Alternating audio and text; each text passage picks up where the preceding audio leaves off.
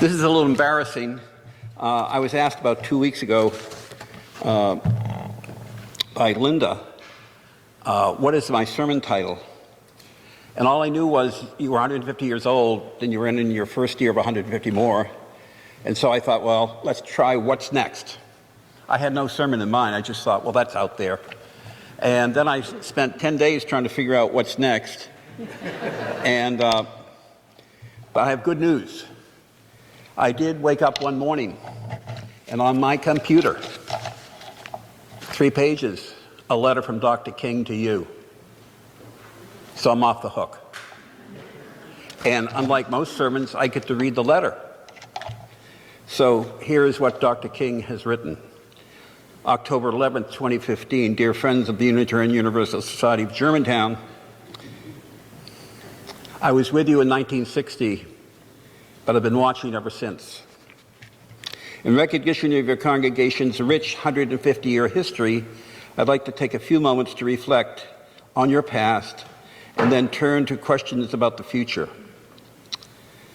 Deborah Ward in an email said that I should talk for about 20 minutes, but no longer.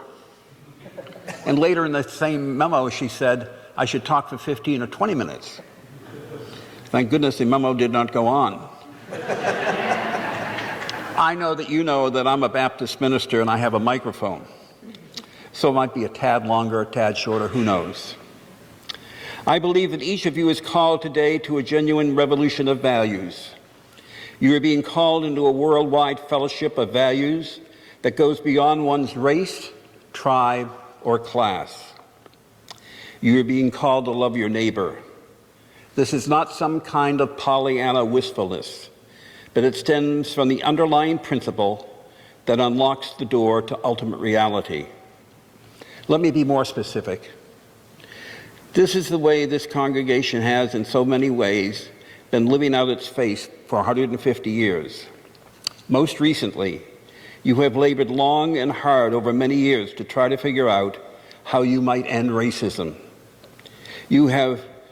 Your consistent and caring engagement over many years at the Lingo Box School means that you understand that all social change is slow and that the children are your future.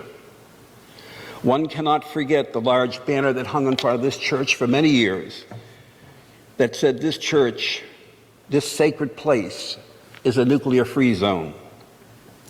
Food and clothing collections, being a place where all of God's children are welcome. And yes, being the focal point of UU congregations in the region for that day named after me. All this and much, much more is part of what you've been a part of for 150 years. You should take pride in this. You know, they asked the Buddhist monk why one should live a good life. And he thought for a few moments and he said there are 2 reasons. The first reason is because it's efficacious to do in its own right. But the second reason is that when you become old, it's wonderful to remember. You're 150 years old, and you should take time to remember what you've been doing that's been good in this part of town. But here you are, it's 2015, and I must ask, what's next? Context is critical in thinking about the future. Just as the annual King Weekend ushers in many and a wide variety of small, incremental, but important changes in neighborhoods throughout Philadelphia, there have been great and important changes across the nation since I left you. Some of those changes are the increasing and impressive role women now play in many parts of society, the fact that African Americans have continued to make progress along the long journey toward equality and freedom, the fact that the acceptance of gays, lesbians, and transgender citizens is now a subject of concern when in my time you could not whisper about these matters. The great strides that the environmental movement has made, and the fact that many now understand this is a critical social justice issue both locally and globally. And yes, the election of a president who is African American.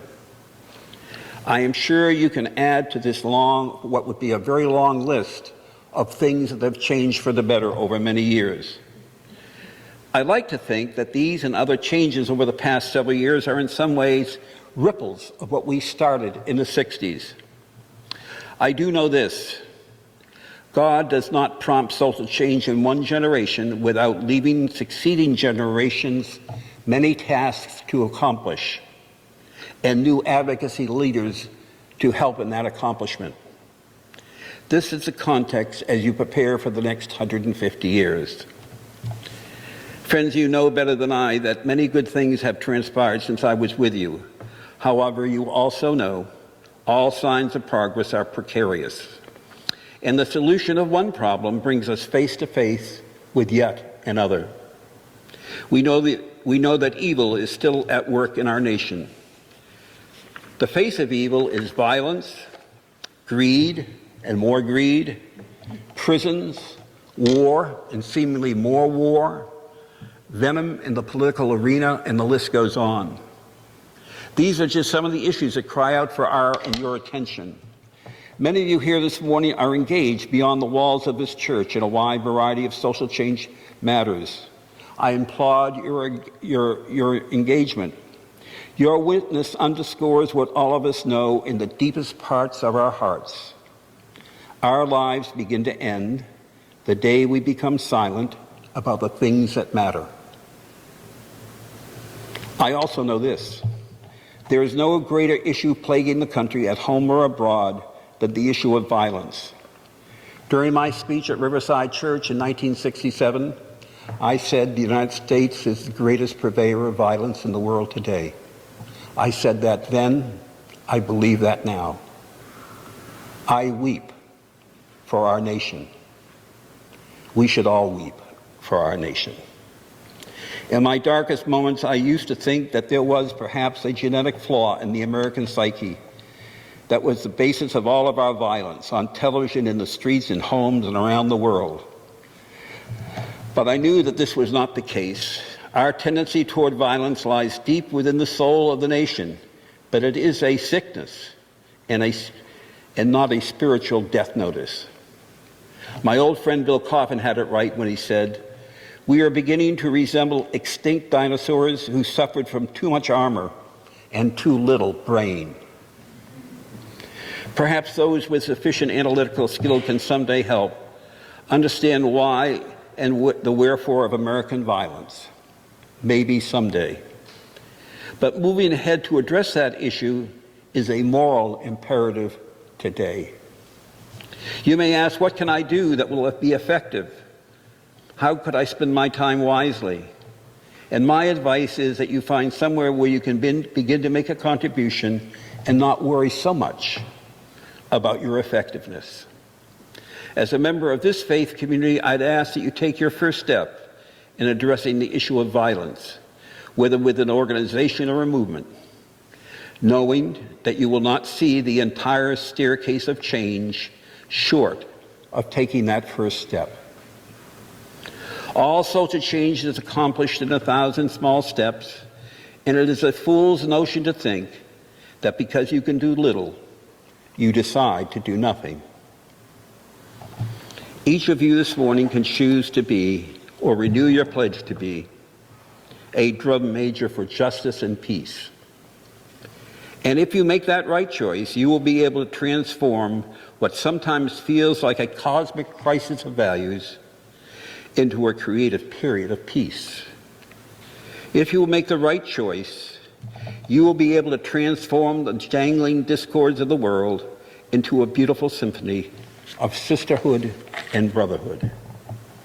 And if you will make the right choice, you will be able to speed up that day all over this country and all over the world when justice will roll down like water and righteousness like a mighty stream. The letter is signed, your brother, Martin.